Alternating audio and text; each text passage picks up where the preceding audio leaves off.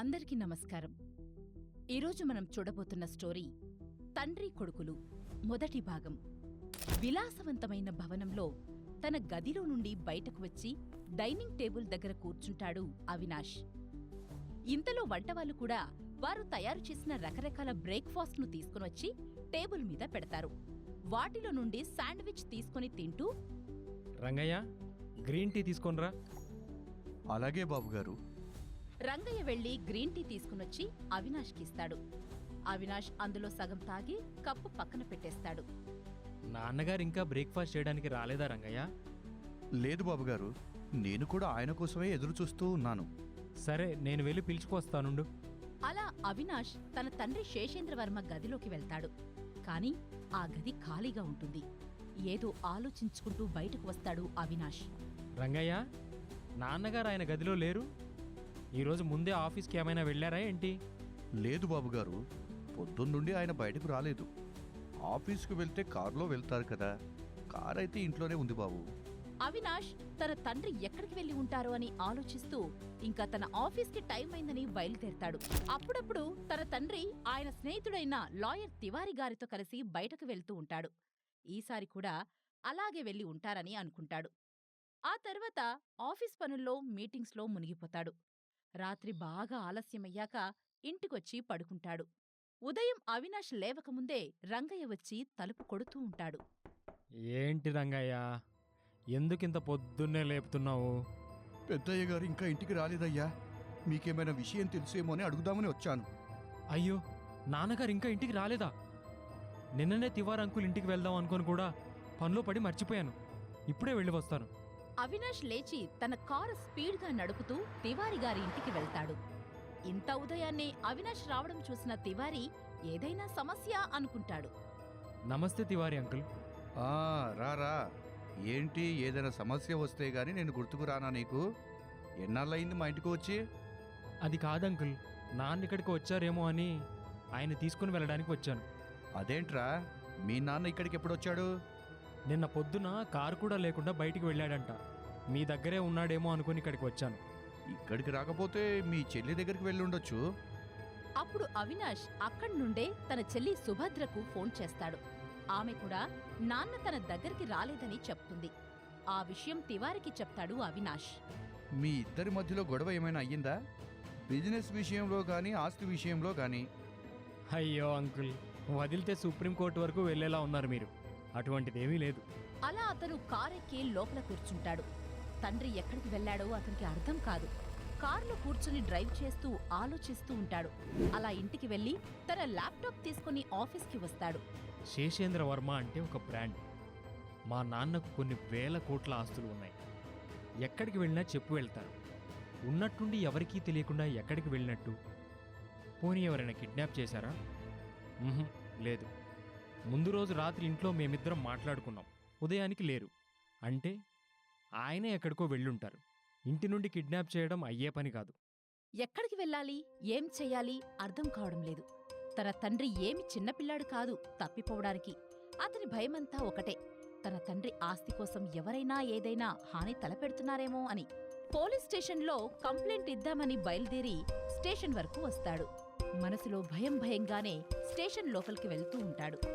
అప్పుడే అక్కడికొచ్చిన ఎవరో లాయర్ని చూసి తివారీ అంకుల్ గుర్తొస్తాడు. పోలీస్ స్టేషన్లో కంప్లైంట్ ఇవ్వడానికి ముందు ఆయనకు చెప్తే మంచిది అని మళ్లీ వెనక్కి వచ్చేసి తివారీ గారింటికి వెళ్తాడు. జరిగింది మళ్లీ ఆయనకు చెప్పి కంప్లైంట్ ఇచ్చే ముందు ఒక మాట చెప్దామని వచ్చాను అని అంటాడు. తివారీ దీర్ఘంగా ఆలోచిస్తూ ఉంటాడు. ఆ తర్వాత ఇద్దరు కలిసి వెళ్లి పోలీస్ స్టేషన్లో కంప్లైంట్ ఇస్తారు. తివారీ అయితే తనకు బాగా తెలిసిన ఎమ్మెల్యేతో కూడా పోలీసులకు ఈ కేసు గురించి ప్రత్యేక శ్రద్ధ తీసుకోమని చెప్పిస్తాడు. ఒకరోజు అవినాష్ తివారీ ఇంట్లో కూర్చొని మాట్లాడుకుంటూ ఉండగా సుభద్ర అక్కడికొస్తుంది. అన్నయ్య, నాన్నకేమైంది? నాన్న కనిపించడం లేదు అని పోలీసులు మా ఇంటికి వచ్చారు. నాన్న ఎక్కడికి వెళ్లారు? నువ్వు నాకు ఎందుకు ఏమీ చెప్పలేదు? సుభద్ర, మీ అన్నయ్య గారు ఇప్పుడు ఏమీ మాట్లాడే పరిస్థితుల్లో లేరమ్మా అంటూ తివారీ సుభద్రను పక్కకు తీసుకుని వెళ్లి జరిగిందంతా చెప్తాడు. సుభద్ర వచ్చి అవినాష్ పక్కన కూర్చుంటుంది. అందరూ ఒక్కసారిగా ఎందుకో సైలెంట్ అయిపోతారు. సుభద్ర కళ్లల్లో నుండి నీళ్లు వస్తుంటాయి. పోలీసులు వారి ప్రయత్నం వారు చేస్తూ ఉంటారు. ఇంకోవైపు అవినాష్ కూడా తండ్రి కోసం వెతుకుతూ ఉంటాడు. ఆఫీస్ పనులు కూడా పక్కన పెట్టి తండ్రి కోసం వెతుకుతూ ఉంటాడు. అలా చూస్తూ ఉండగానే కొన్ని నెలలు గడిచిపోతాయి. శేషేంద్రవర్మ గురించిన సమాచారం ఏమీ తెలియలేదు. ఒకరోజు అవినాష్ తన తండ్రి గదిలో ఏదైనా వివరాలు దొరుకుతాయేమో అని వెతుకుతూ ఉండగా తన తండ్రి బీరువాలో తాత నాయనమ్మ ఫోటోలు కనిపిస్తాయి. వాటిని చూసిన అవినాష్ వెంటనే తివారికి ఫోన్ చేస్తాడు. తివారీ అంకుల్, మా నాన్న వాళ్ళ సొంతూరు ఏది? మా నాన్న అక్కడికి వెళ్ళుంటాడేమో అని నాకు అనుమానం కలుగుతుంది. వాళ్ళది చాలా పల్లెటూరు.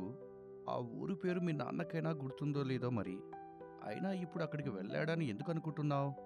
అది కాదంకుల్, నాన్నగారు ఎప్పుడైనా ఆల్కహాల్ తీసుకున్నప్పుడు తన తల్లిదండ్రులు తన్ని పెంచిన ఊరిలో తన చివరి రోజులు గడపాలని అంటూ ఉండేవారు.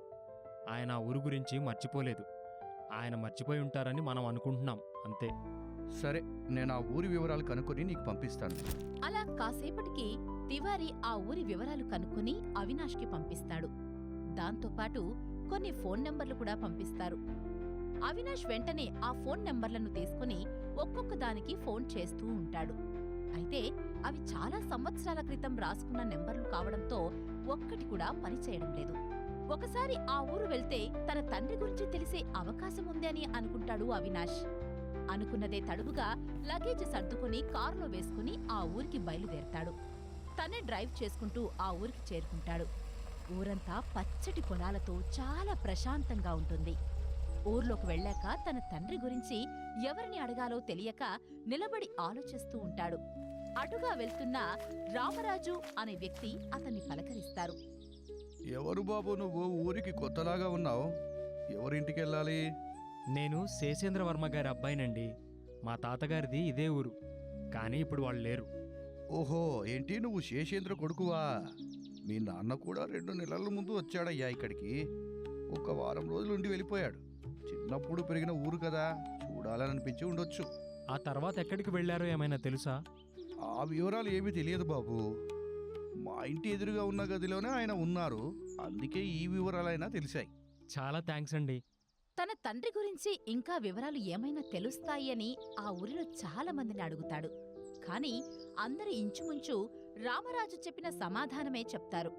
ఇంకా తర్వాత తన తండ్రి ఎక్కడికి వెళ్లాడో తెలియక తిరిగి ఇంటికి వస్తాడు. అవినాష్ ఇంట్లో కూర్చుని ఉండగా వాచ్మెన్ కొంచెం కంగారు పడుతూ లోపలికి వస్తాడు. అయ్యా, బయటెవరో మిమ్మల్ని కలవాలని పట్టుబడుతున్నారయ్యా. నేను ఎంత చెప్పినా వినడం లేదు. అతను చూడడానికి ఎవరో బిచ్చగాడిలా ఉన్నాడు, కానీ అతని పక్కన ఒక లాయర్ కూడా ఉన్నారు. సరే, వాళ్ళ లోపలికి పంపించు. వాచ్మెన్ వెళ్లి వాళ్ళ ఇద్దరినీ లోపలికి పంపిస్తాడు. వాళ్ళిద్దరూ లోపలికి వచ్చి ఒక పక్కన నిలబడతారు. ఎవరు మీరు? ఎందుకు గొడవ చేస్తున్నారు? ఎవరు కావాలి? ఎందుకు వచ్చారు మీరు అసలు? తివారీ ప్రశ్నలన్నీ విన్న ఆ లాయర్ కొన్ని కాగితాలను తీసి తివారీ చేతిలో పెడతాడు. తివారీ చిరాకు పడుతూ వాటిని చదవడం మొదలు పెడతాడు. నిమిషం నిమిషానికి అతని ముఖంలో ఆందోళన మొదలవ్వడం, అతను భయపడడం జరుగుతూ ఉంటుంది. అంకుల్, ఏమైంది?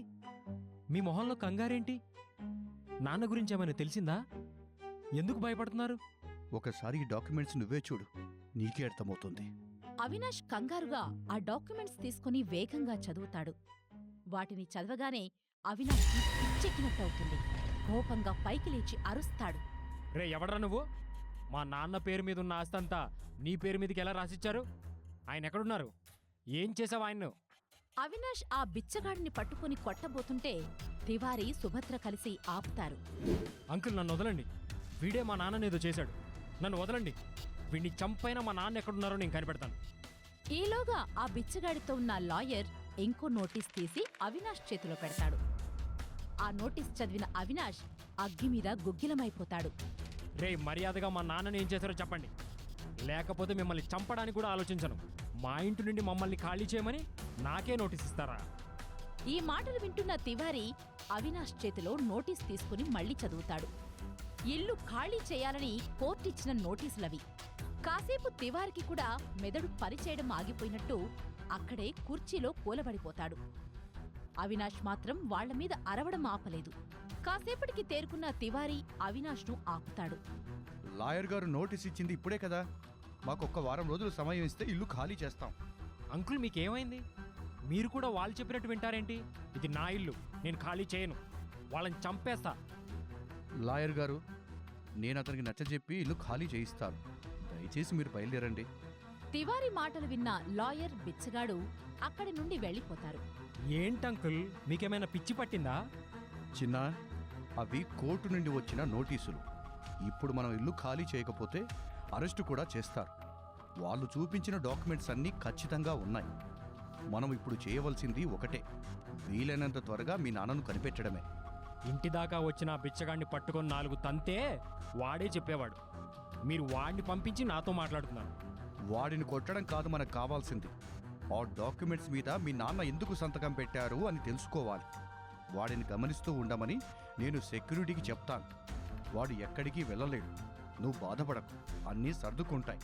తివారీ అవినాష్కు సర్ది చెప్పి తను కూడా ఇంటికి వెళ్తాడు. అవినాష్ సోఫాలో కూర్చుని దీర్ఘంగా ఆలోచిస్తూ ఉంటాడు. ఇంతలో అతని ఎదురుగా ఉన్న ఫోన్ రింగ్ అవుతుంది. అవినాష్ ఫోన్ ఎత్తుతాడు. అటువైపు నుండి ఎవరో చాలా సీరియస్గా ఏదో చెప్తారు. అది విన్న అవినాష్ కళ్ళు ఎరుపెక్కుతాయి. ఉన్నట్టుండి చాలా కోపం వస్తుంది.